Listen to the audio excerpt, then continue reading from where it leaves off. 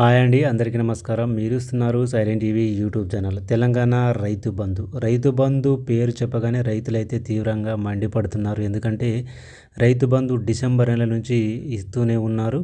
కానీ 3 ఎకరాల వరకే ఇప్పటి వరకు రైతు బంధు జమ అయినట్లు రైతులైతే కామెంట్ చేస్తున్నారు. రైతు బంధుపై ఇప్పుడు రాష్ట్ర ప్రభుత్వం కీలక ప్రకటన అయితే చేయడం జరిగింది.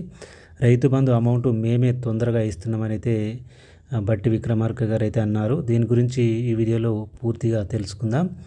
రైతు బంధుపై ప్రభుత్వం కీలక నిర్ణయం.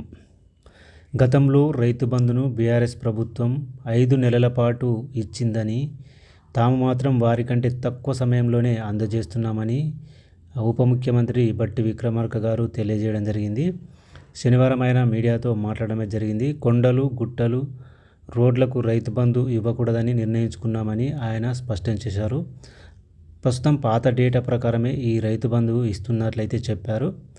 మేమే తొందరగా రైతు బంధు అయితే రైతులందరికీ పంపిణీ చేస్తున్నాను. గత ప్రభుత్వం అయితే 5 నెలల పాటు ఇచ్చిందని ఆయన అన్నారు. ఇక రాష్ట్రంలో ఉన్న ప్రతి మహిళను మహాలక్ష్మిగానే భావించి గౌరవిస్తున్నామని చెప్పారు. ఇచ్చిన హామీలను ఒక్కొక్కటిగా అమలు చేస్తున్నామని కూడా చెప్పారు. స్వయం సహాయక బృందాలను గత ప్రభుత్వం నిర్వీర్యం చేసిందని, మార్చి 12న మహిళా సంఘాలకు వడ్డీ లేని రుణాల పథకాన్ని ప్రారంభిస్తున్నామని కూడా చెప్పారు. సో ఈ విధంగా ప్రభుత్వం అనేది మొదటి వారంలోనే జీతాలు కూడా ఇస్తున్నామని చెప్పారు. రాష్ట్రంలో ఉద్యోగులందరికీ మార్చి 1న జీతాలు ఇచ్చామని కూడా చెప్పారు.